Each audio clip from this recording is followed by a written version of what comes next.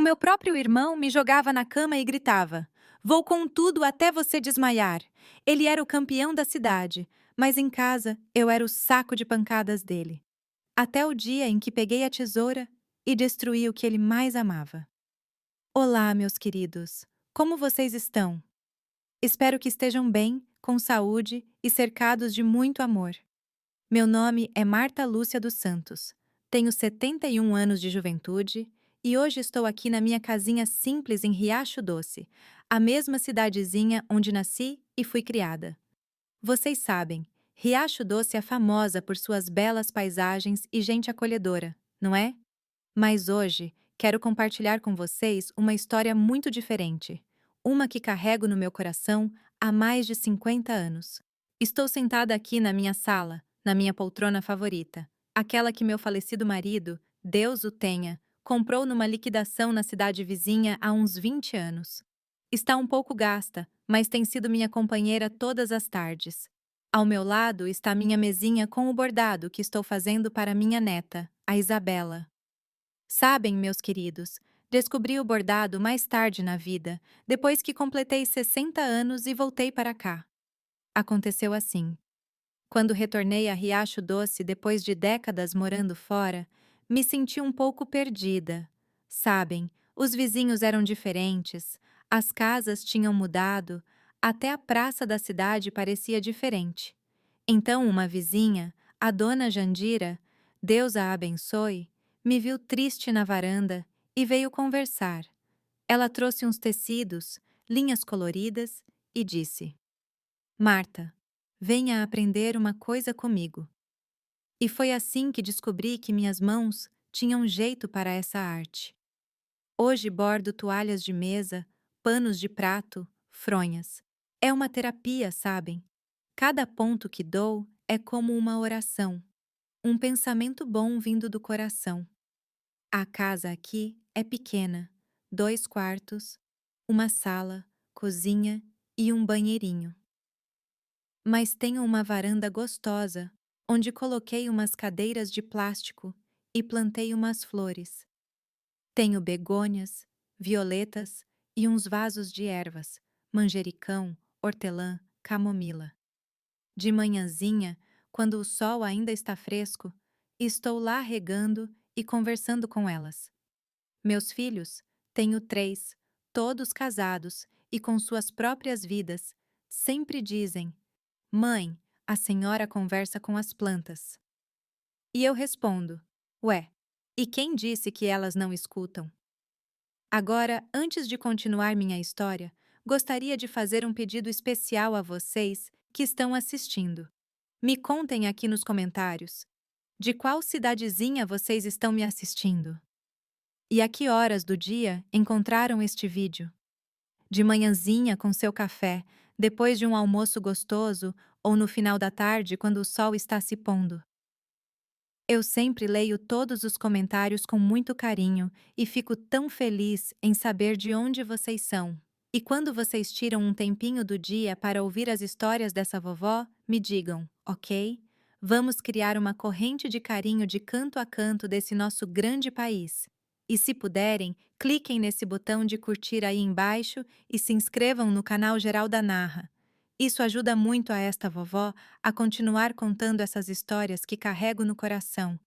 Cada nova inscrição é como um abraço que recebo de vocês. Bem, agora vou contar a vocês uma história que nunca contei de verdade para ninguém, nem mesmo para meus próprios filhos. É uma história que dói, mas precisa ser contada. Uma história sobre como meu próprio irmão quase me quebrou, mas no fim me ensinou que às vezes você tem que lutar de um jeito que ninguém espera. É sobre a época em que eu era apenas uma menina assustada vivendo com medo dentro da minha própria casa, por causa de alguém que deveria me proteger.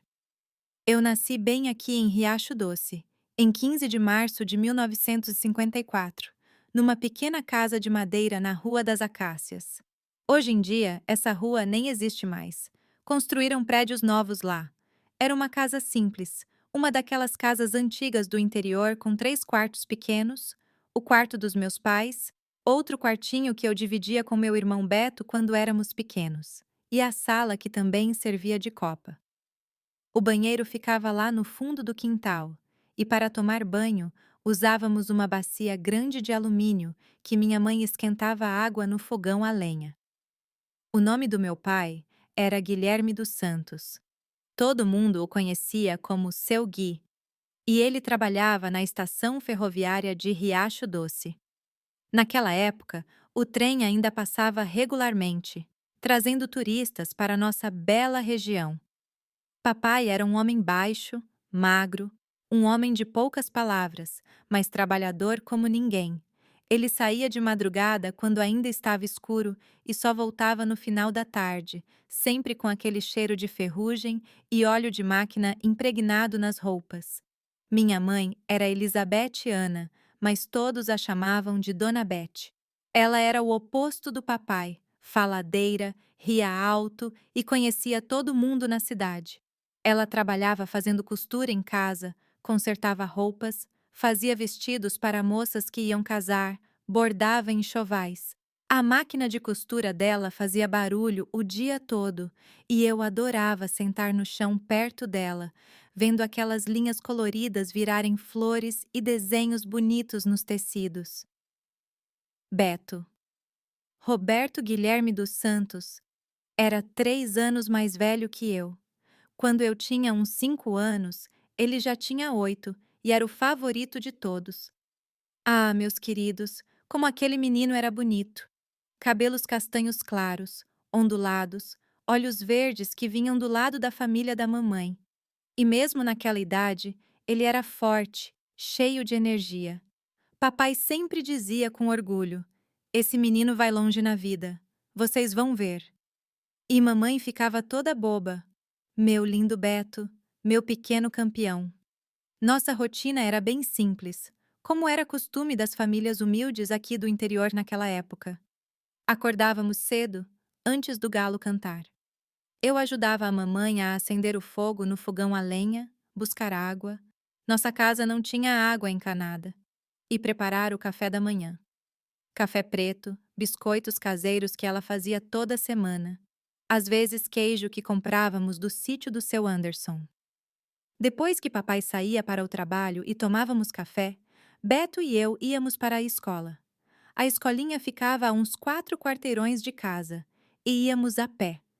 Eu sempre correndo atrás dele, que andava rápido. Beto sempre foi popular na escola. Os meninos queriam ser amigos dele porque ele era forte e valente, e as professoras gostavam dele porque ele era esperto e tirava boas notas. Eu, por outro lado, sempre fui mais quieta, um pouco tímida.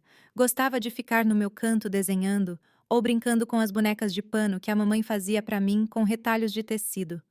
Eu tinha uma boneca favorita, a Rosinha, feita de tecido florido rosa com cabelo de lã amarela. Eu a levava para todo lugar, conversava com ela, contava todos os meus segredos. As tardes eram livres para brincar. Beto estava sempre no meio da molecada do bairro, organizando jogos de futebol, soltando pipa, inventando competições.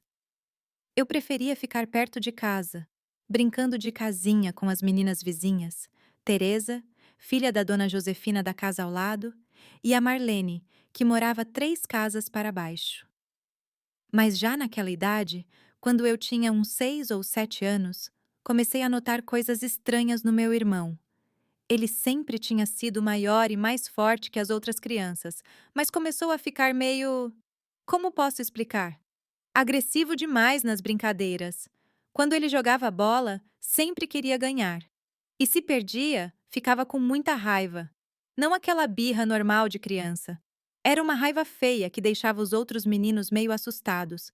E comigo ele começou a ter brincadeiras estranhas. Lembro de uma vez, eu devia ter uns 7 anos. Ele me chamou no quarto e disse que ia me ensinar luta livre. Ele me derrubou na cama e ficou me segurando forte pelos braços, pesando em cima de mim, enquanto eu pedia para ele parar porque estava doendo. Ele ria e dizia: "Não para, fracote. Você tem que aprender a se defender." Quando finalmente saí debaixo dele, eu estava toda roxa nos braços. Mas quando mostrei para a mamãe, ela apenas disse: "Ah, querida, é brincadeira de irmãos. Seu irmão não faz por mal." Era sempre assim. Qualquer coisa que eu reclamava do Beto, mamãe e papai o defendiam. É só brincadeira. Ele está te ensinando a ser forte. É isso que irmãos fazem. E o Beto foi percebendo que podia fazer o que quisesse comigo e ninguém ia repreendê-lo. Outro dia que realmente me marcou foi quando eu estava brincando no quintal com a minha Rosinha. Beto veio e arrancou a boneca da minha mão, dizendo que ia testar se ela era resistente. Ele começou a puxar, esticar e, de repente, craque! Ele arrancou a cabeça da pobre coitada. A lã que era o cabelo dela se espalhou por todo o chão e comecei a chorar desesperadamente. Era minha boneca favorita. Ele apenas riu e jogou os pedaços no chão.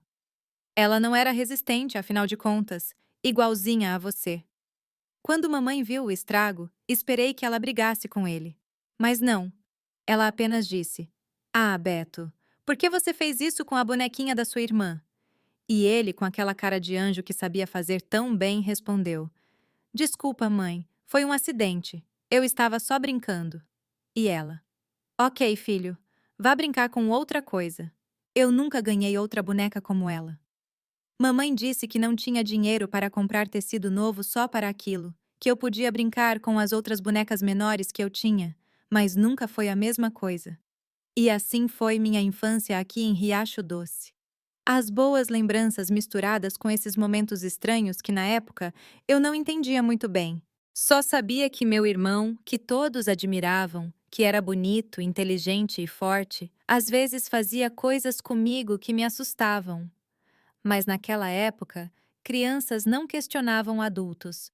E se mamãe e papai diziam que era normal, então devia ser normal, certo? Pelo menos era nisso que eu tentava acreditar. Enquanto eu crescia naquela casinha na Rua das Acácias, sem saber que o pior ainda estava por vir. Quando completei 13 anos em março de 1967, as coisas começaram a mudar de uma forma que eu nunca poderia imaginar. Beto já tinha 16 anos, e meu Deus, como aquele menino tinha crescido. Ele estava se tornando um homem de verdade, alto, largo, com músculos que pareciam crescer de uma semana para outra.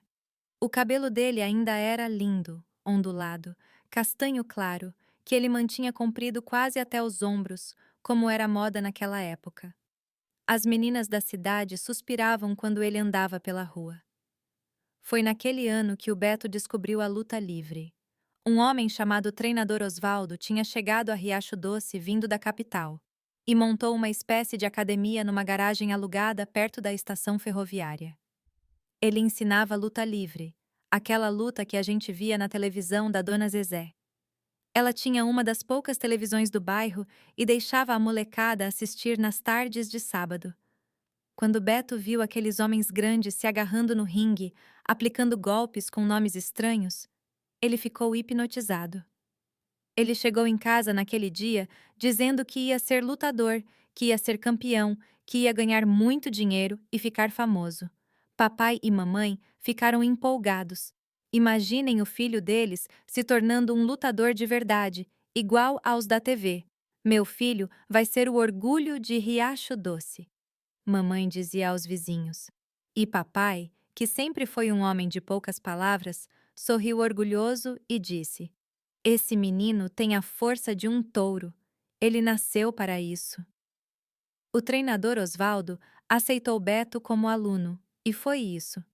A partir de então, meu irmão viveu naquela academia. Ele saía da escola e ia direto para lá. Só voltava ao anoitecer, todo suado, cheirando a homem, com aqueles músculos ficando cada vez maiores. Ele começou a comer feito louco. Mamãe cozinhava comida que parecia ser para uma família de 10 pessoas só para acompanhar o apetite dele. Ovos, carne, leite, bananas, tudo o que ele dizia que precisava para ganhar massa muscular. E junto com os músculos, a atitude arrogante dele também cresceu. Beto sempre tinha sido meio valentão, mas agora era impossível. Ele achava que era o dono da verdade, o mais forte de Riacho Doce, o futuro campeão. Ele falava em bater em qualquer um que desrespeitasse ele ou a família. Nossos pais estavam orgulhosos dessa personalidade de campeão. Mas o pior era comigo. As brincadeiras que ele tinha comigo quando éramos pequenos se transformaram em algo mais sério, mais assustador. Agora ele dizia que eu ia ser a boneca de treino dele em casa. Preciso praticar os golpes, ele dizia. E você vai me ajudar, maninha. A primeira vez que ele realmente fez isso comigo foi numa tarde de abril. Lembro como se fosse ontem. Eu estava no quarto deitada na minha caminha lendo um livro da escola. Era A Menina e o Porquinho, que eu amava. Mamãe tinha saído para fazer compras e o papai ainda não tinha voltado do trabalho. A casa estava vazia, só eu e ele. Beto entrou no quarto como se fosse dono do lugar. Ele estava usando apenas shorts, todo suado do treino, com aqueles músculos enormes parecendo que iam explodir, o cabelo grudado na testa de tanto suor, mas ainda bonito, brilhante. Levanta, Marta. Ele disse com aquela voz que já estava ficando grossa como a de um homem. Vou praticar uns golpes. Eu sentei na cama segurando o livro contra o peito. Praticar como, Beto? Vai praticar na academia. Ele deu uma risada que me deu calafrios. A academia fechou mais cedo hoje e eu preciso praticar umas imobilizações. Você vai me ajudar. Eu não quero, eu disse, tentando sair da cama, mas ele foi mais rápido. Ele me agarrou pelo braço e me jogou de volta na cama com uma força que me deixou tonta.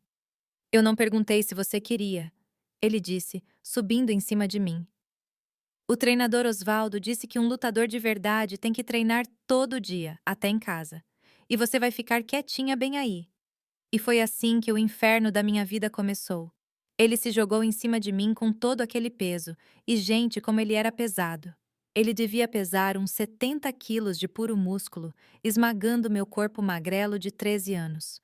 Senti como se um saco de cimento tivesse caído em cima de mim. Esse golpe se chama imobilização total. Ele explicou como se fosse uma aula enquanto me prendia com os braços e pernas. O oponente não consegue se mexer nem respirar direito. E era verdade. Eu não conseguia respirar. O peso dele estava esmagando meu peito e comecei a entrar em pânico, me debatendo como um passarinho preso numa gaiola. Para, Beto. Não consigo respirar. Mas ele apenas riu. É assim que tem que ser. O treinador Osvaldo disse que o golpe só está certo quando a outra pessoa fica sem ar. Aguenta firme, fracote. Eu bati nos braços dele, nas costas dele, tentando empurrar, mas era como tentar mover uma montanha. Ele era muito maior, muito mais pesado, muito mais forte, e quanto mais eu lutava, mais ele parecia gostar. Não resista, Marta. Fica quieta e vai passar. E ele aumentou o peso ainda mais, esmagando meu corpinho até eu começar a ver pontinhos brilhantes na frente dos meus olhos. Quando ele finalmente saiu de cima de mim, passei alguns minutos incapaz de falar, apenas arfando, tentando trazer o ar de volta para os meus pulmões. Minhas costelas doíam, minhas costas doíam, e eu me sentia como se tivesse sido atropelada por um carro. Pronto, ele disse, todo satisfeito, como se tivesse feito um bom trabalho. O golpe funcionou perfeitamente. Você quase desmaiou, né? É assim que deve ser. Quando a mamãe chegou das compras, me encontrou ainda meio tonta, sentada na beira da cama. Que cara é essa, querida? Você está se sentindo mal? O Beto, ele... Comecei a dizer, mas o Beto apareceu na porta do quarto, todo sorrisos. A Marta me ajudou a praticar uns golpes, mãe. Ele disse com aquela cara de anjo que ele sabia fazer tão bem. Ela é uma irmã muito legal. Me ajuda a treinar quando não posso ir à academia. E a mamãe, em vez de perguntar se eu estava bem, ficou orgulhosa. Ah, que maravilha, querida. Você deve apoiar seu irmão. Ele vai ser um lutador famoso, e você pode dizer que ajudou ele a treinar. Eu olhei para o rosto dela, depois para o rosto dele, e entendi que não adiantava dizer nada. Ninguém acreditaria em mim, ou pior, acreditariam e achariam que estava certo. E foi assim que aquela rotina terrível começou. Toda vez que o Beto chegava em casa e não tinha ninguém por perto, ele me chamava para treinar, sempre com a mesma desculpa de que precisava praticar movimentos, que eu estava ajudando ele a se tornar um campeão melhor, que era para o meu próprio bem. Mas eu sabia que não era. Eu via nos olhos dele algo ruim, uma satisfação estranha quando me via lutando para respirar debaixo de todo aquele peso. Era como se ele gostasse de me ver pequena, fraca, impotente. E a pior parte é que todos em Riacho Doce estavam começando a falar do Beto como o futuro campeão da cidade. As pessoas paravam a mamãe na rua para elogiar o filho dela, para dizer o quão forte e bonito ele estava ficando. Que menino abençoado a senhora tem, Dona Beth. Ele vai ter sucesso na vida. Se eles soubessem o que aquele menino abençoado fazia comigo dentro de casa, quando ninguém estava olhando. Mas naquela época, as crianças não falavam sobre certas coisas com os adultos, e eu nem sabia explicar o que estava acontecendo. Eu só sabia que estava com medo, muito medo do meu próprio irmão, e esse medo estava crescendo junto com ele. Depois daquela primeira vez em abril, as sessões de treino se tornaram rotina na minha vida. Beto tinha descoberto que podia fazer o que quisesse comigo e ainda ser elogiado por isso. Que bom que sua irmã te ajuda a treinar, filho. A mamãe sempre dizia. E ele sorria, satisfeito, sabendo que tinha encontrado a desculpa perfeita. A academia do treinador Osvaldo estava fazendo sucesso em Riacho Doce. Todo fim de semana, havia demonstrações na praça da cidade com alunos exibindo golpes para a multidão. Beto se tornou a estrela dessas demonstrações. O mais jovem, o mais bonito, o mais forte. As pessoas aplaudiam, gritavam o nome dele. Vai, Beto! Mostra para eles, campeão! E quanto mais famoso ele ficava lá fora, mais terrível ele ficava comigo em casa. Era como se ele precisasse descontar toda aquela pressão de ser o menino de ouro de Riacho Doce em alguém. E esse alguém era eu. As sessões de treino começaram a acontecer quase todos os dias. Ele chegava da academia todo suado e agitado e me procurava pela casa. Marta, vem cá. Aprendi um golpe novo hoje. Era sempre com aquela falsa empolgação, como se ele fosse me ensinar algo bom. Mas quando chegávamos no quarto, sempre o meu quarto porque era menor, e só tinha minha cama de solteiro, o rosto dele mudava completamente. Ele se tornava uma pessoa que eu não conhecia. Os olhos dele ficavam diferentes, meio vidrados, e um sorriso estranho aparecia no rosto dele. Este golpe que aprendi hoje se chama pressão torácica. Ele me explicou numa tarde de maio, enquanto me empurrava para a cama. O treinador Osvaldo disse que é um dos mais eficazes para deixar o oponente sem reação. Eu já sabia o que estava por vir. Meu corpo de 13 anos começou a tremer só de vê-lo se aproximar. Beto, hoje não, estou com dor de cabeça. Dor de cabeça não tem nada a ver com treino de luta. Ele disse, já subindo na cama. Pare de frescura e fique quieta aí. O peso dele tinha aumentado ainda mais. O treinador Osvaldo estava fazendo ele comer proteína, tomar vitaminas, fazer exercícios específicos para ganhar massa muscular. Ele devia estar com uns 75 quilos naquela época, talvez 80, tudo músculo sólido, pesado. E eu? Eu era uma menina magrela de uns 40 quilos molhada. Quando ele se jogou em cima de mim, senti como se o mundo inteiro estivesse desabando no meu peito. A cama rangeu, afundou sob o peso de nós dois, mas especialmente do dele. Ele se posicionou de uma maneira que todo aquele peso se concentrou no meu peito, nos meus pulmões. O segredo, ele dizia como se estivesse dando uma aula, é distribuir o peso certinho para a pessoa não conseguir expandir o peito assim. E ele pressionava ainda mais, me deixando sem fôlego. Eu me debatia, tentava empurrar, mas era como uma formiga tentando mover uma pedra. Ele apenas ria da minha luta desesperada. Isso mesmo, lute. É isso que um oponente real vai fazer também. Quanto mais você luta, melhor eu treino. Minhas costelas começaram a doer constantemente. Eu acordava de manhã com dor, ia dormir com dor. Quando respirava fundo, Sentia uma pontada aguda do lado esquerdo. Mamãe perguntou uma vez: Por que você está sempre segurando o peito, querida? E eu, como sempre, não sabia como explicar.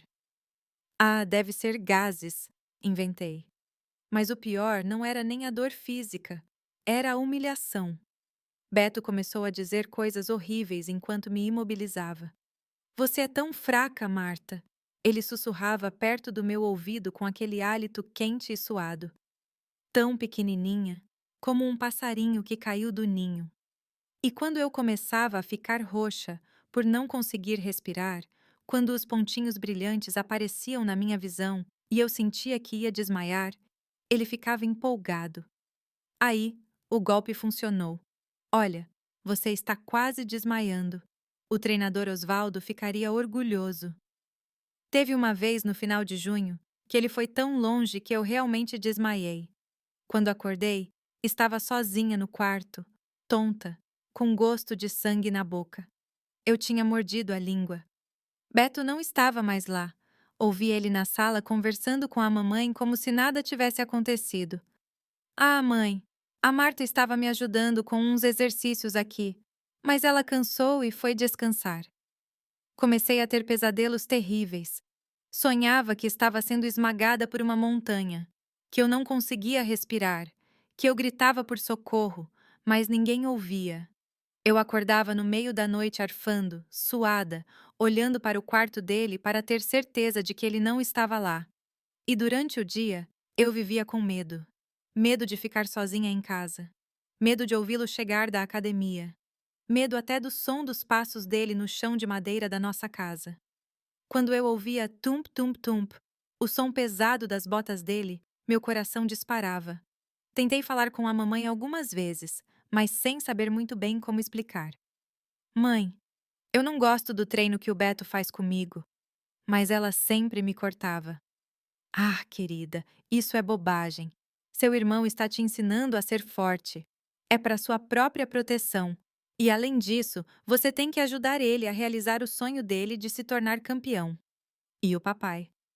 O papai estava mais orgulhoso do Beto do que nunca. Toda noite, quando chegava do trabalho, ele queria ouvir novidades da academia. Então, campeão, como foi o treino hoje? E o Beto, todo sorrisos, contava sobre os novos golpes que tinha aprendido, as competições que o treinador Osvaldo estava organizando. Em setembro, vai ter um campeonato na capital, Beto anunciou numa dessas conversas. O treinador Osvaldo disse: Tenho chances reais de ganhar, vou representar Riacho Doce. A cidade toda ficou empolgada com a notícia. O prefeito disse que daria ao Beto uma ajuda de custo para ir competir. A igreja fez uma rifa para arrecadar dinheiro para transporte e hospedagem. Todos diziam: Nosso menino vai colocar Riacho Doce no mapa. E quanto mais famoso ele ficava, mais intensas as sessões de treino comigo se tornavam. Era como se ele estivesse guardando toda a agressividade para descarregar em mim. Preciso treinar mais pesado, ele dizia. A competição está chegando e não posso errar. Comecei a inventar desculpas para não ficar sozinha com ele. Eu dizia que ia para a casa da Teresa, que tinha lição de casa para fazer, que a mamãe tinha me pedido para ajudar com alguma coisa. Mas sempre chegava uma hora em que ele me encurralava. Você tem me evitado, maninha, disse ele numa tarde, bloqueando a porta do quarto quando tentei passar. Isso não é jeito de ajudar seu irmão? Você não quer que eu ganhe a competição? Era sempre assim. Ele transformava minha resistência numa traição à família, deslealdade ao sonho dele. E como eu era apenas uma menina de 13 anos sem conhecimento, sem apoio, eu sempre acabava cedendo. Por volta dessa época, eu tinha perdido peso, estava ainda mais magra. Eu não conseguia comer direito. Meu estômago estava sempre embrulhado de ansiedade. Mamãe até comentou: Essa menina está muito magra. Será que ela tem vermes? Mas não passou disso. A atenção da família estava toda focada no Beto e no treino dele. Numa tarde de agosto, quando faltavam apenas algumas semanas para a competição, ele chegou em casa mais agitado que o normal. Marta, vem aqui rápido! A voz dele tinha uma urgência diferente, mais intensa. Quando chegamos ao quarto, ele estava suando mais que o normal, os olhos brilhando de um jeito estranho. Hoje aprendi o golpe mais poderoso de todos, disse ele com aquele sorriso terrível. Chama-se finalizador completo. O treinador Osvaldo disse que só os lutadores mais experientes conseguem aplicá-lo corretamente. Engoli em seco, tentando recuar, mas ele já tinha fechado a porta. Beto, hoje não. Estou me sentindo mal. O oponente é que vai se sentir mal quando eu aplicar esse golpe nele, disse ele, avançando na minha direção. Vem aqui. Você vai me ajudar a aperfeiçoá-lo. É para a competição. E naquele dia, pela primeira vez, tive a certeza real de que meu irmão poderia me matar. O peso, a pressão, a duração, tudo foi mais intenso. E nos olhos dele, vi algo que me apavorou. Ele estava gostando não apenas de me ver sem ar, mas de me ver com medo de morrer. Era como se ele tivesse descoberto um poder terrível sobre mim e estivesse testando até onde podia ir. E eu sabia no fundo do meu coração de menina assustada que se eu não fizesse algo logo, um dia ele iria longe demais e eu não conseguiria acordar depois que os pontinhos brilhantes desaparecessem da minha visão. A última semana de agosto de 1967 foi quando tudo chegou ao limite. Beto estava numa ansiedade terrível por causa da competição que se aproximava. Faltavam apenas 10 dias para o campeonato na capital. O treinador Osvaldo estava pressionando ele para treinar mais, para ficar mais forte, para aperfeiçoar os golpes. E toda essa pressão caiu sobre mim. Preciso treinar todo dia agora, ele dizia com aqueles olhos brilhando de um jeito que me dava calafrios. Não posso perder nem um dia de prática. Você vai me ajudar, né, maninha? Naquela semana, as sessões de treino se tornaram tortura diária. Todo santo dia, quando ele chegava da academia, vinha direto me procurar. Não importava se eu estava fazendo lição de casa, ajudando a mamãe ou simplesmente tentando existir em paz. Ele sempre aparecia com aquele sorriso terrível. Hora do treino. Segunda-feira chegou como um aviso do inferno sobre o que estava por vir. Beto apareceu no portão da escola quando saí das aulas, algo que ele nunca fazia. Vamos, Marta. Hoje é dia de treino especial. O tom na voz dele era diferente, mais sério, mais assustador. Eu não posso, Beto. Prometi à mamãe que ia ajudar ela com... Comecei a inventar uma desculpa. Mamãe já sabe que você vai me ajudar. Ele me cortou, pegando minha mochila e jogando no ombro dele. Já expliquei para ela que preciso de treino intensivo essa semana. Ela ficou até orgulhosa. Que maravilha que sua irmã te apoia assim, filho. E ele imitou a voz da mamãe de um jeito que me deixou com raiva e triste ao mesmo tempo. No caminho para casa, ele explicou o que chamava de cronograma de preparação final. O treinador Osvaldo disse que na semana antes de uma competição importante, o lutador tem que simular situações reais de combate todo dia. E você vai ser minha parceira oficial de treino. Parceira de treino. Como se eu tivesse escolha. Como se eu não fosse apenas um objeto nas mãos dele. Quando chegamos em casa, mamãe estava na cozinha preparando o jantar. Ah, que bom que chegaram juntos! Filho, sua irmãzinha aqui é um amor por te ajudar assim com o treino. Nem toda irmã faz isso. Beto sorriu, aquele sorriso falso que ele sabia fazer tão bem. É verdade, mãe. A Marta é muito especial. Ela me ajuda muito a melhorar meus golpes. E lá estava eu, parada, querendo gritar que não era ajuda nenhuma, que era tortura, que era medo, que era dor. Mas as palavras não saíam porque quem acreditaria? Quem imaginaria que o menino de ouro de Riacho Doce estava usando a irmã como saco de pancadas? Hoje vamos treinar tempo de resistência, ele me explicou quando chegamos ao quarto, fechando a porta como sempre. Vou aplicar o golpe, e você tem que aguentar o máximo possível sem desmaiar. O treinador Osvaldo disse que numa competição real, o oponente vai resistir muito. Preciso saber quanto tempo leva para uma pessoa desistir completamente. Quando ele disse desistir completamente, um frio na barriga me disse que isso não seria como nos outros dias. Havia algo diferente nos olhos dele, uma determinação cruel que eu nunca tinha visto antes. Beto, eu não. Comecei a protestar, mas ele já estava subindo na cama. Não, eu não, Marta. Hoje é sério. Vou cronometrar direitinho. E ele mostrou o relógio que o papai tinha dado a ele de presente de aniversário. Vamos ver quanto tempo você aguenta antes de desmaiar. O peso dele naquele dia estava ainda mais esmagador. Ele devia ter ganhado mais músculo, mais densidade. Quando ele se jogou em cima de mim, senti como se um caminhão tivesse passado por cima do meu peito. A cama gemeu, afundou e senti como se estivesse sendo engolida pelo colchão. Cronômetro ligado, ele anunciou, como se fosse um comentarista esportivo. Vamos ver sua resistência real. E a pressão começou. Mas não foi como das outras vezes. Ele estava sendo científico, metódico. Ele aplicava o peso, esperava eu começar a lutar, aliviava um pouco para eu não desmaiar, depois aumentava de novo. Era como se ele estivesse testando exatamente onde era meu limite. 30 segundos. Você está ficando roxa. 45 segundos. Ah, olha, você começou a tremer. 1 minuto. Os olhinhos estão revirando. Ele narrava minha agonia como se fosse um experimento científico. E a coisa mais terrível que eu podia ouvir na voz dele era que ele estava gostando. Não era apenas treino. Era prazer. Prazer em me ver lutando para respirar, para não morrer. 1 minuto e 20. Interessante. Você está durando mais que semana passada. Deve estar ficando mais resistente. Quando ele finalmente saiu de cima de mim, passei uns 5 minutos tossindo, tentando trazer o ar de volta aos pulmões que pareciam papel amassado. Ele escreveu algo num caderninho. Excelente!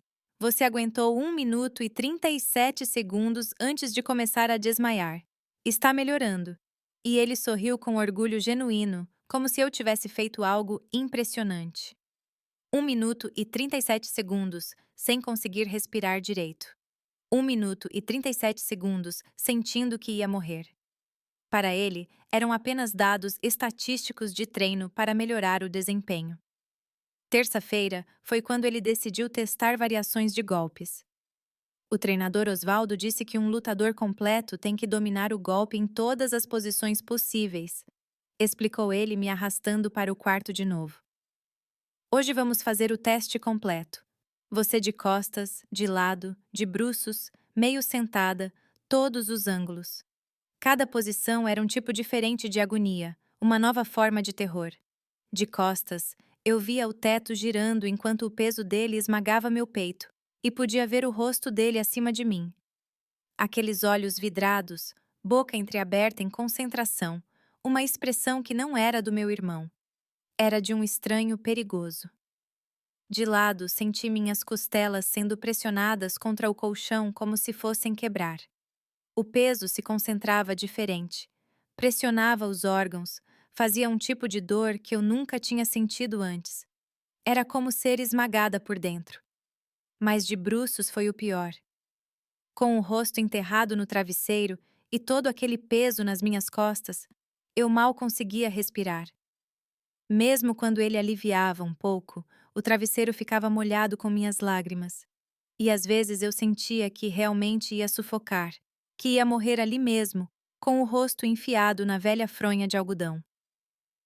Essa posição aqui é mortal, disse ele, satisfeito, me virando de bruços pela quarta vez. O oponente nem consegue gritar por socorro. É perfeito para acabar com uma luta rápido. E era verdade. Com o rosto no travesseiro e todo aquele peso nas costas, eu não conseguia nem gemer. Era como ser enterrada viva, como já estar morta, mas ainda sentindo tudo. Vou anotar o tempo de cada posição, disse ele, sempre com aquele caderninho. De costas, 1 minuto e 40. De lado, 50 segundos. De bruços, 2 minutos e 10. Essa é a melhor. Quando ele finalmente parou, Eu estava tremendo como uma folha, não apenas por falta de ar, mas de puro terror. Pela primeira vez, olhei para o meu irmão e pensei com todas as letras: ele pode realmente me matar e ainda dizer que foi um acidente de treino.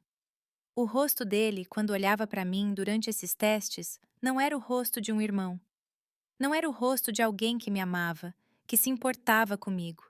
Era o rosto de alguém estudando um objeto, vendo até onde podiam ir sem quebrá-lo completamente. Quarta-feira foi o dia que mudou tudo. Mamãe saiu cedo para passar o dia na casa da minha tia na cidade vizinha. Tia Zélia tinha ficado doente e a mamãe foi ajudar a cuidar dela. Papai tinha pegado um turno extra no trabalho para ganhar um dinheiro extra para o Beto na competição. Ficamos só eu e o Beto em casa o dia inteiro. Que sorte! Disse ele no café da manhã com aquele sorriso que me dava vontade de vomitar. Hoje vamos ter o dia todo para treinar direito. Vou simular uma competição completa. Vai ser como uma competição real com vários rounds, intervalos, tudo direitinho. Meu Deus, como aquele dia foi longo! O relógio da sala nunca andou tão devagar. Ele me fez de oponente das 8h30 da manhã até quase 5 da tarde, parando apenas para comermos algo rápido e ir ao banheiro. Primeiro round, aquecimento. Ele anunciava como se fosse um locutor de rádio. Segundo round, golpes básicos. Terceiro round, imobilizações avançadas. E assim foi, inventando desculpas para me usar como boneca de pano a manhã toda, a tarde toda. Entre um round e outro, ele bebia água, comia alguma coisa, alongava, e eu ficava lá jogada meio morta, tentando recuperar o fôlego para aguentar o próximo. Isso aqui é treino profissional de verdade, ele dizia, todo orgulhoso. O treinador Osvaldo ficaria impressionado se visse meu nível de dedicação. No round do meio-dia, algo na minha cabeça começou a quebrar. Não era apenas meu corpo sendo destruído. Era algo dentro da minha alma, minha vontade de viver. Eu estava ali debaixo daquele peso e pela primeira vez pensei que talvez fosse melhor se eu realmente morresse. Talvez fosse melhor parar de sofrer. E foi nesse momento que ele disse algo que me acordou do transe de desespero. Sabe, Marta, você está ficando boa nisso. Você quase não luta mais. Está aprendendo a aceitar o golpe, a não gastar energia resistindo. E ele deu aquela risadinha que eu odiava. Quem sabe? Talvez um dia você vire lutadora também. Claro, na luta livre feminina, né? Seria divertido lutar contra você de verdade num ringue. Seria interessante ver até onde você consegue ir antes de quebrar completamente. A frieza na voz dele, o jeito como ele falava sobre me machucar como se fosse divertido, como se fosse um experimento interessante. Naquele momento, mesmo com a mente meio nublada pela falta de ar, tive uma certeza cristalina. Meu irmão não era mais meu irmão. Ele era um monstro usando meu corpo para satisfazer algo doente, algo podre que tinha crescido dentro dele. E pior, ele estava gostando não apenas de me machucar, mas de me ver perder a vontade de resistir. Era como se ele quisesse me quebrar completamente, me transformar numa boneca que nem reagia mais. No round final da tarde, ele disse que eram quase 5 horas. Vou aplicar meu golpe secreto, aquele que eu mesmo criei baseado em tudo que aprendi. Vou chamá-lo de finalizador mineiro. Vai ser minha arma secreta na competição. O golpe secreto foi a coisa mais terrível que ele já tinha feito comigo. Ele me prendeu de um jeito que concentrava todo o peso nos meus pulmões, mas ao mesmo tempo prendia meus braços e pernas, de uma forma que eu não conseguia nem me mexer para tentar resistir. Foi uma imobilização total completa. A beleza desse golpe, ele explicou enquanto eu sentia a vida fugindo de mim, é que o oponente fica completamente indefeso. Não consegue se mexer, não consegue respirar, não consegue fazer nada. Só esperar a consciência ir embora. E foi exatamente isso que aconteceu. Senti minha consciência indo embora, como se eu estivesse flutuando para longe do meu próprio corpo. Vi tudo de cima. Meu corpinho magro debaixo daquele peso enorme, meu rosto roxo, meus olhos revirados, e pensei com uma calma estranha: é assim que vou morrer. Aos 13 anos, no meu próprio quarto, pelo meu próprio irmão. Quando acordei, estava sozinha no quarto. A casa estava silenciosa.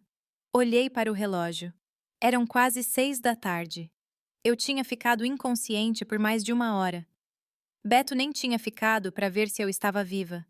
Ele simplesmente terminou o treino e foi fazer outra coisa. Levantei devagar, tonta, com gosto de sangue na boca. Eu tinha mordido a língua e o travesseiro estava manchado com uma mistura de sangue e saliva. Minhas costelas doíam tanto que eu mal conseguia respirar direito. E quando me olhei no pequeno espelho na parede, quase não me reconheci.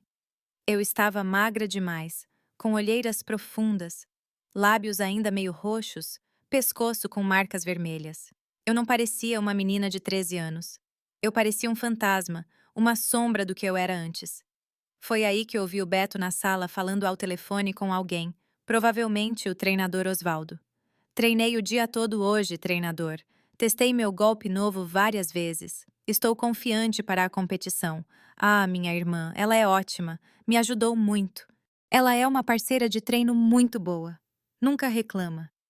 Nunca reclama porque eu não podia reclamar. Porque ninguém acreditaria. Porque eu era apenas uma menina assustada numa família que só via o filho campeão. Quinta-feira foi quando tentei pela última vez evitar ficar sozinha com ele. Passei o dia inteiro na casa da Teresa. Inventei que tinha que ajudar a dona Josefina com uma faxina pesada, organizando armários, qualquer coisa que justificasse eu não voltar para casa até o anoitecer.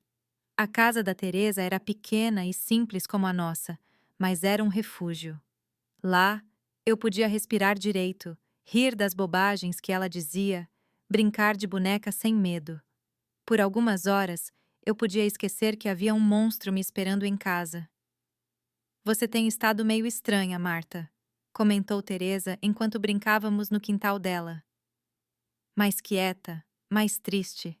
Aconteceu alguma coisa? Por um momento, pensei em contar tudo a ela. Mas como explicar? Como dizer que meu próprio irmão, o orgulho da cidade, estava me usando como boneca de treino? Como dizer que ele gostava de me ver quase morrendo?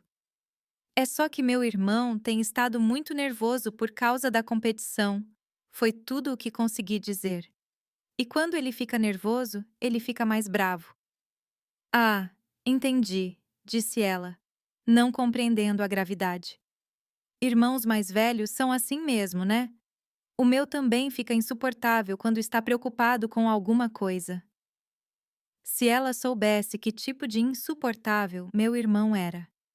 Quando cheguei em casa ao anoitecer, Beto estava me esperando na varanda, sentado na cadeira de balanço do papai.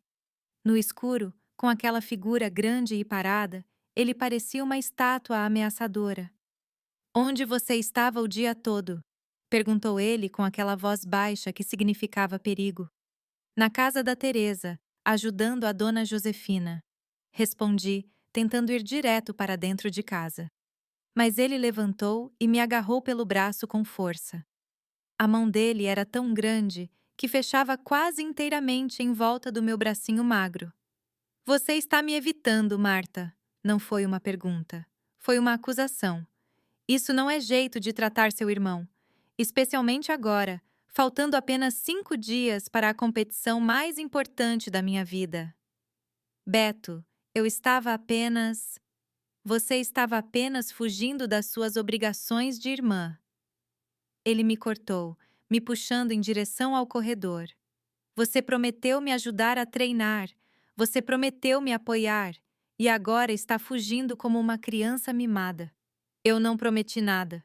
Murmurei mais para mim mesma do que para ele. Mas ele ouviu e o rosto dele mudou completamente. Ficou sombrio, perigoso, como se eu tivesse dito a pior ofensa possível. Não prometeu? Ele repetiu com aquela voz baixa e ameaçadora. Então, você não quer que eu ganhe a competição? Você não quer que eu traga orgulho para a família? Você não quer que papai e mamãe fiquem orgulhosos? E ali, Naquele corredor escuro, com ele me segurando forte demais, entendi que não havia saída. Qualquer resistência minha era transformada em traição à família, em egoísmo, em falta de apoio ao sonho dele. Você vai me ajudar a treinar agora, disse ele, me empurrando em direção ao meu quarto. E vai ser treino pesado para compensar o dia perdido. Para você aprender a não me abandonar quando eu mais preciso de você. E foi. Foi o treino mais pesado, mais violento, mais cruel até aquele ponto. Ele estava nervoso, ansioso e descontou tudo em mim. Ele aplicou golpe após golpe, me virando de um lado para o outro na cama, como se eu fosse um saco de areia que ele podia socar e chutar à vontade. A competição vai ser dura, ele murmurava enquanto me imobilizava pela quinta vez seguida. Tem caras da capital, de outras cidades, de todo o estado de Minas, todos mais experientes que eu com mais tempo de treino. Preciso ser perfeito. Preciso que meus golpes sejam letais. E quanto mais nervoso ele ficava falando da competição, mais violento o treino se tornava. Num momento, ele me prendeu com tanta força que senti algo estalar no lado esquerdo do meu peito.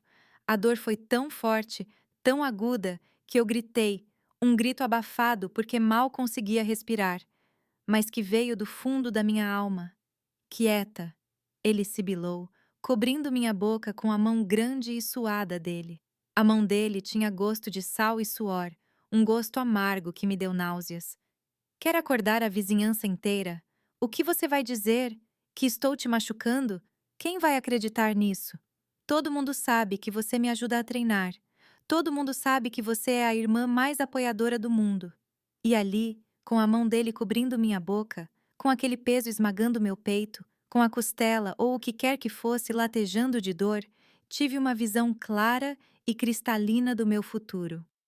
Ou eu fazia algo para parar isso nos próximos dias, ou um dia ele ia realmente me matar. Não seria por maldade, seria um acidente.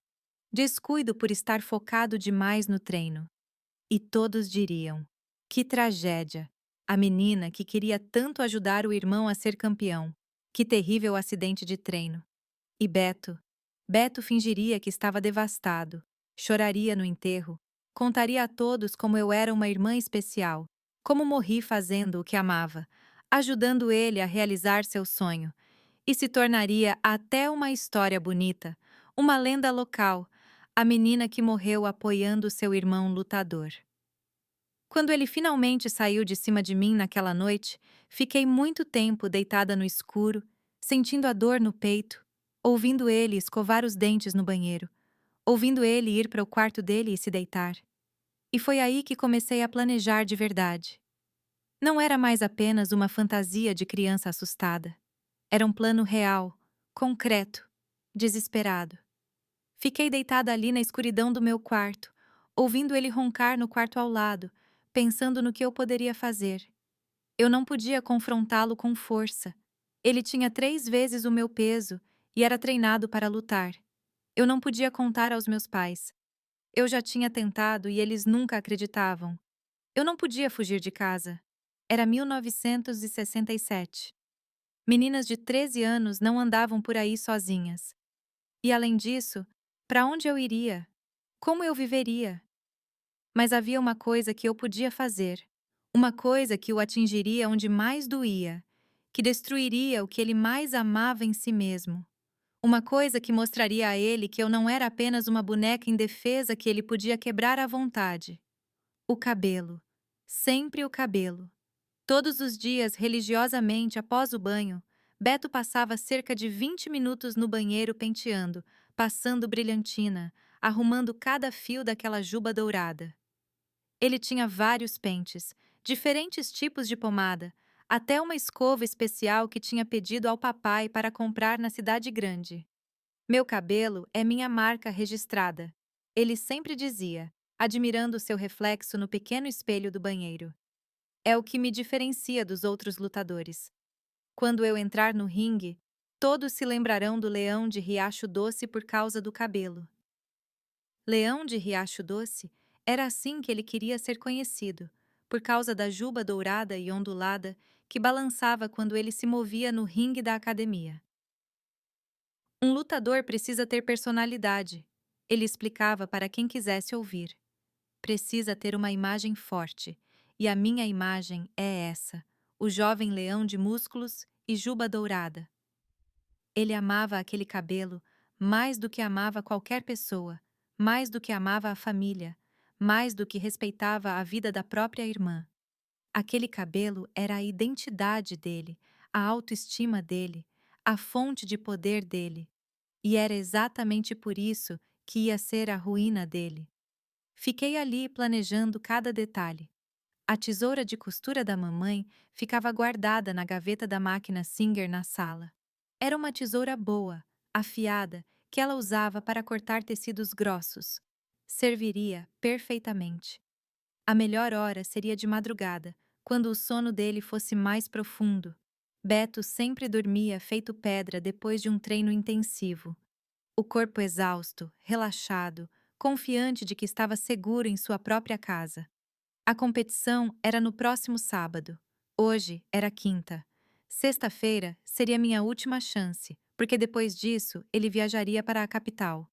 E se ele voltasse de lá como campeão, ele ficaria insuportável de vez. E se voltasse derrotado, descontaria a frustração em mim de um jeito que eu talvez não sobrevivesse.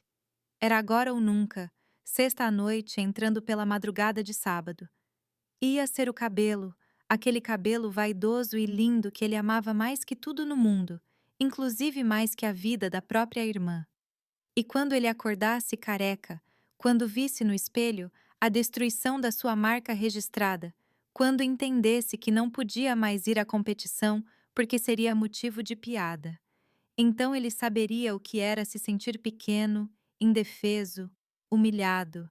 Ele saberia o que era ter algo precioso destruído por alguém que deveria te proteger. A noite de sexta-feira, 29 de agosto de 1967, foi a noite mais longa da minha vida. Deitada na minha caminha, ouvi cada som da casa, o relógio da sala fazendo tic-tac, o vento balançando as telhas, papai roncando baixinho no quarto dele e da mamãe, e especialmente a respiração pesada do Beto no quarto ao lado. O dia todo, ele tinha estado ainda mais agitado. A competição era no dia seguinte. Sábado de manhã, ele ia viajar para a capital com o treinador Osvaldo e 2 outros alunos da academia. A cidade toda estava falando sobre isso. Todos desejando sorte ao nosso campeão. Amanhã é o grande dia, maninha, ele me disse na hora do jantar com aquele sorriso que eu conhecia muito bem. Depois que eu ganhar essa competição, vou poder treinar ainda mais sério. Quem sabe eu não abro minha própria academia aqui em Riacho Doce, né? A ideia dele ter a própria academia, onde pudesse treinar quantas meninas quisesse, me deu um frio na espinha que quase me fez desistir de tudo. Quase. Mas então lembrei da costela ainda dolorida, das marcas no meu pescoço, de como fiquei inconsciente por mais de 1 hora na quarta-feira. E eu sabia que não podia deixar ele voltar vitorioso daquela competição. Não podia deixar ele se tornar ainda mais poderoso, ainda mais intocável. Esperei até quase meia-noite. Papai e mamãe já dormiam há muito tempo. Beto tinha ido para a cama cedo, dizendo que precisava descansar bem para estar em forma. Ouvi ele no banheiro fazendo seu ritual de costume, escovando os dentes, penteando o cabelo, passando a pomada especial que deixava as mechas brilhantes. Amanhã, todos verão o leão em ação. Ele murmurou para o espelho, achando que ninguém estava ouvindo. Verão porque esse cabelo é minha marca registrada. Quando finalmente ouvi ele roncando, aquele ronco pesado de alguém exausto do treino, levantei devagar da cama. Meus pés descalços não faziam barulho no chão frio de madeira. Eu tinha memorizado cada tábua que rangia, cada lugar para pisar sem fazer barulho. Primeira parada, a sala para pegar a tesoura da mamãe. A máquina de costura. Singer estava lá imponente no canto perto da janela. Na gaveta de baixo, junto com as linhas e botões, estava a tesoura grande que a mamãe usava para cortar tecido grosso. Quando peguei a tesoura, minhas mãos tremiam tanto que quase a deixei cair.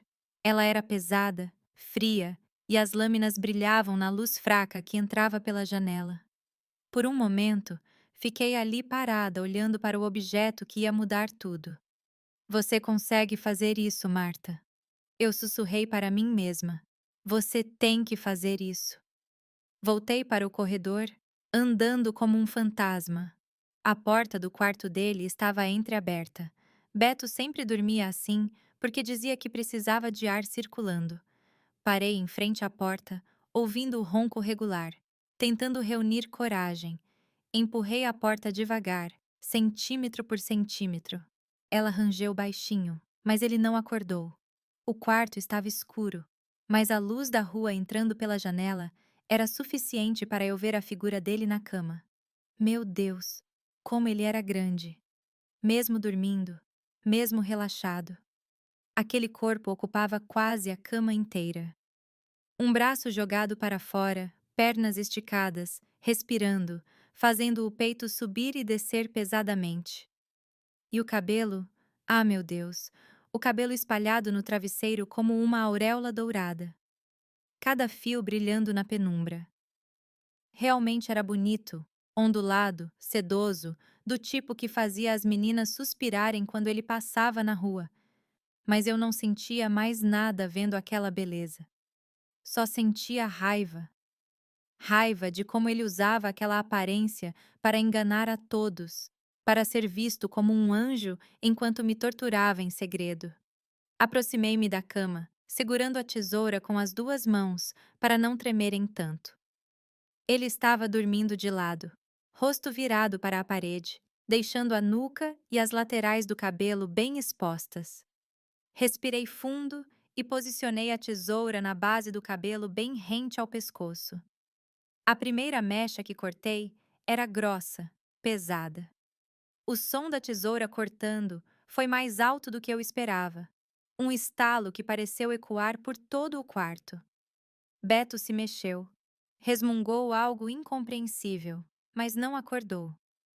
Meu coração batia tão forte que eu o sentia na garganta, mas continuei. Mecha por mecha. Cortei tudo.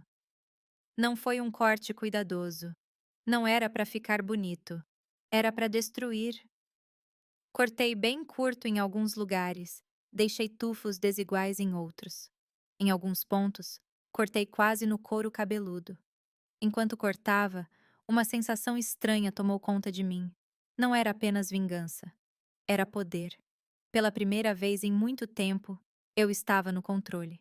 Eu estava fazendo algo importante. Algo que ia mudar tudo. As mechas caíam no travesseiro, no chão, na minha camisola.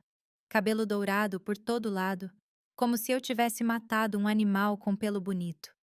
E de certa forma, era exatamente isso que eu estava fazendo, matando o leão de Riacho Doce.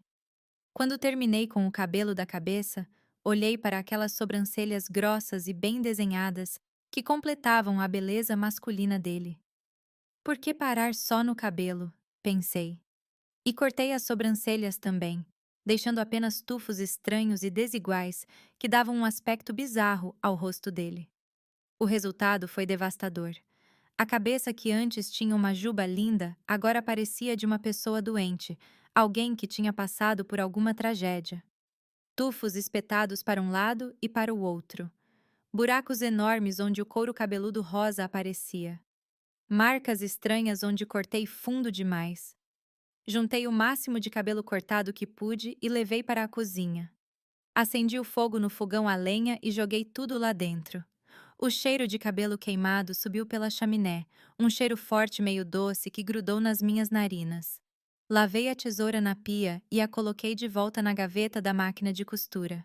Voltei para o meu quarto e fingi que estava dormindo, mas na verdade fiquei apenas deitada lá esperando o momento em que ele ia acordar. Devia ser umas 6 da manhã quando ouvi ele se mexendo. Primeiro foram os sons normais de alguém acordando. Bocejo, espreguiçada, pés tocando o chão. Depois ouvi ele andando até o banheiro. E então... grito. O grito dele ecoou pela casa inteira, um grito de desespero e horror que acordou até os vizinhos. Foi um grito que não parecia humano. Parecia um animal ferido, traído, destruído. Meu cabelo! Meu cabelo! Quem fez isso comigo? Ouvi ele correndo pelo corredor, batendo nas portas, gritando feito louco. O que está acontecendo, menino? Papai gritou, ainda meio dormindo. Mas quando viram o Beto ali no corredor, com aquela cabeça bizarra, com aqueles tufos estranhos espetados para todo lado, até eles ficaram sem fala. Meu, meu filho. Mamãe gaguejou, levando a mão à boca. O quê? Como? Alguém cortou o meu cabelo! Ele gritou com lágrimas escorrendo pelo rosto. Alguém entrou no meu quarto e destruiu tudo. Destruiu minha vida. Foi aí que fingi acordar, saindo do meu quarto, esfregando os olhos como se todo aquele barulho tivesse me acordado do sono. O que está acontecendo? Perguntei com a voz mais inocente que consegui fazer. Quando Beto me viu, os olhos dele se encheram de fúria assassina. Foi você! Ele gritou, avançando na minha direção. Só pode ter sido você! Você! Mas o papai o agarrou pelo braço. Calma, menino. Não pode ter sido sua irmã. Olha o tamanho dela. Como ela faria isso sem você acordar? E era verdade. Eu era tão pequena, tão magra, que realmente parecia impossível eu ter feito aquilo. A própria diferença de tamanho entre nós trabalhava a meu favor agora. Mas, Beto gaguejou, olhando de mim para nossos pais, tentando processar o que tinha acontecido. Mas quem? Como? Deve ter sido algum ladrão, disse mamãe, ainda em choque. Alguém que entrou de noite, que não sei. Queria te humilhar antes da competição. A competição? Ele gritou como se só naquele momento tivesse lembrado. Eu não posso ir para a competição assim. Todo mundo vai rir de mim. Vou ser motivo de piada. E ele desabou. Literalmente desabou. Aquele homem grande de quase 80 quilos se jogou no chão do corredor e começou a chorar como uma criancinha. Soluços altos, desesperados de alguém que tinha perdido a coisa mais importante da vida. Meu cabelo, minha marca registrada, meu leão. Ele gemia, passando as mãos sobre a cabeça destruída. Como vou competir assim? Como vou aparecer na cidade assim? Papai tentou consolá-lo. Filho, cabelo cresce. Em alguns meses você. Alguns meses? Beto gritou. Perdi a única oportunidade da minha vida. A competição é hoje. O treinador Osvaldo está me esperando e vou aparecer lá como o quê? Como um palhaço. E quanto mais ele chorava, mais eu sentia uma satisfação estranha crescendo dentro de mim. Finalmente. Finalmente, ele estava se sentindo pequeno, humilhado, destruído. Assim como ele me fazia sentir todos os dias. Eu não vou, disse ele de repente com uma voz derrotada. Eu não vou para a competição. Não posso aparecer assim na frente de todo mundo. Mamãe tentou argumentar. Mas, filho, você treinou tanto. Você não pode desistir por causa de. Por causa de quê? Ele explodiu. Olha para mim. Olha o que fizeram comigo. E realmente vendo ele ali com aquela cabeça bizarra, aquelas sobrancelhas ridículas, era impossível imaginá-lo num ringue. Ele que sempre tinha sido tão vaidoso, tão preocupado com a aparência. Como ele ia suportar ser visto daquele jeito por centenas de pessoas? Às 8 da manhã, quando o treinador Osvaldo chegou para buscá-lo, Beto nem quis sair do quarto. Papai teve que ir até a porta explicar que houve um acidente e que o Beto não poderia participar da competição. Que tipo de acidente? O treinador perguntou preocupado. É complicado explicar, gaguejou o papai. Mas o menino não pode competir hoje. Peço desculpas por todo o transtorno. O treinador foi embora chateado, levando apenas os outros 2 alunos, e toda Riacho Doce descobriu naquele mesmo dia que o futuro campeão não tinha aparecido na competição. A especulação correu solta, que ele tinha ficado doente, que tinha se machucado no treino, que tinha ficado com medo. Mas ninguém sabia a verdade real, que o leão de Riacho Doce tinha sido tosquiado pela própria irmãzinha. Beto passou o dia todo trancado no quarto, recusando-se a comer ou falar com qualquer pessoa. De vez em quando, eu ouvia ele chorando baixinho como se estivesse de luto. E eu? Eu passei o dia mais tranquilo que tive em meses. Pela primeira vez em muito tempo, eu podia andar pela casa sem medo. Pela primeira vez, ele estava mais frágil do que eu. Mas eu sabia que aquilo não podia durar. Eu sabia que em algum momento a raiva dele superaria a tristeza. E então eu ia pagar caro por ter feito aquilo. Muito caro. É por isso que quando a noite caiu naquele sábado, puxei a mamãe de lado e sussurrei: Mãe, posso ir passar uns dias na casa da tia Zélia para ajudar a cuidar dela já que ela está doente? Mamãe, que ainda estava meio em choque com tudo o que tinha acontecido, concordou sem nem pensar muito. Claro, querida. Na verdade, é bom para você se afastar um pouco. Seu irmão está muito abalado. Ele vai precisar de alguns dias para se recuperar. Domingo de manhã cedo, papai me levou à estação e me colocou no ônibus para a cidade vizinha. Quando o ônibus começou a se afastar de Riacho Doce, olhei pela janelinha e vi minha cidade natal ficando menor, desaparecendo na distância. Eu não sabia ainda, mas aquela foi a última vez que veria Riacho Doce como minha casa. A partir daquele dia, uma nova vida ia começar, longe do monstro que tinha se disfarçado de irmão por tanto tempo. E quando o ônibus finalmente desapareceu numa curva, e Riacho Doce sumiu completamente, eu sorri. Eu sorri de verdade, pela primeira vez em meses. O leão estava morto, e eu estava livre.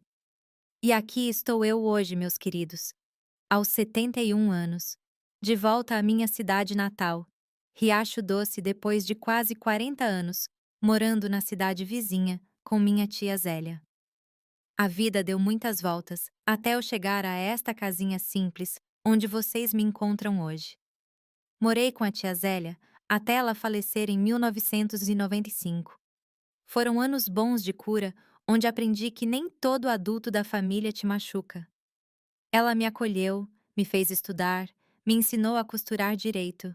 Foi lá que conheci meu João, um homem bom, ferroviário que me respeitou desde o primeiro dia. Casamos em 1973, quando eu tinha 19 anos. João sabia da minha história. Contei tudo a ele antes do casamento, e ele disse algo que nunca esqueci. Marta, o passado não define quem você é hoje. Você é a mulher mais corajosa que conheço. Tivemos 3 filhos lindos: Carlos, Regina e Antônio. Criei-os com muito amor, mas sempre alerta, sempre protegendo. Nunca deixei ninguém machucar meus bebês do jeito que fui machucada. João faleceu há 5 anos de problemas cardíacos. Sinto falta dele todos os dias, mas não fico triste. Ele me deu uma família, me deu amor, me mostrou que um homem de verdade protege, não machuca. Voltei para Riacho Doce em 2020 porque sentia falta da minha terra natal. A casa onde cresci não existe mais. Construíram um prédio de apartamentos no lugar. Beto, nunca mais o vi depois daquele dia. Ouvi dizer que ele deixou a cidade pouco depois que eu saí.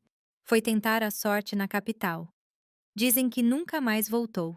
Hoje, minha alegria são meus netos. Isabela, filha do Carlos, tem 8 anos e é meu xodó. Toda sexta-feira ela vem dormir comigo e eu a ensino a bordar, conto histórias, faço aquela broa de milho que ela adora. Meus filhos moram perto, todos casados, todos felizes. Carlos trabalha na prefeitura, Regina é professora na escola pública e Antônio tem uma oficina mecânica. Eles cuidam bem dessa vovó aqui. As tardes são minhas favoritas. Sento na varanda com meu bordado, observo o movimento da rua, converso com os vizinhos. A dona Jandira, que me ensinou a bordar, ainda mora 2 casas para baixo, mesmo aos 85 anos. De manhã acordo cedo, rego minhas plantas, faço uma xícara de café gostosa e sento aqui na sala ouvindo meu radinho. Às vezes um neto vem fazer lição de casa comigo. Às vezes vizinhos param para conversar. É uma vida simples, mas é minha. Uma vida que conquistei depois de tanta luta. Não tenho riqueza, mas tenho paz. Tenho uma família que me ama. Tenho minha casinha.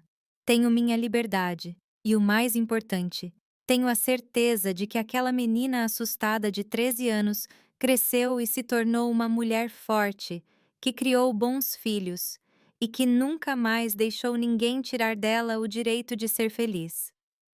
Meus queridos, se vocês estão passando por uma situação parecida com a que eu passei, quero que saibam de uma coisa: vocês são mais fortes do que pensam.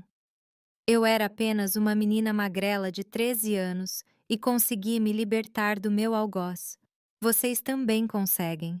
Aprendi que às vezes não precisamos de força física para vencer quem nos machuca.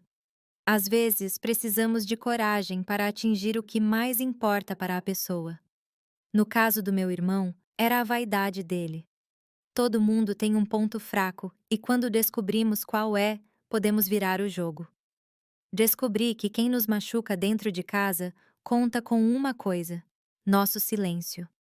Eles sabem que é difícil denunciar alguém da própria família, mas sempre há uma saída. Sempre há alguém disposto a ajudar. No meu caso, foi minha tia Zélia. Entendi que o tempo cura, mas só quando nos distanciamos de quem nos faz sofrer.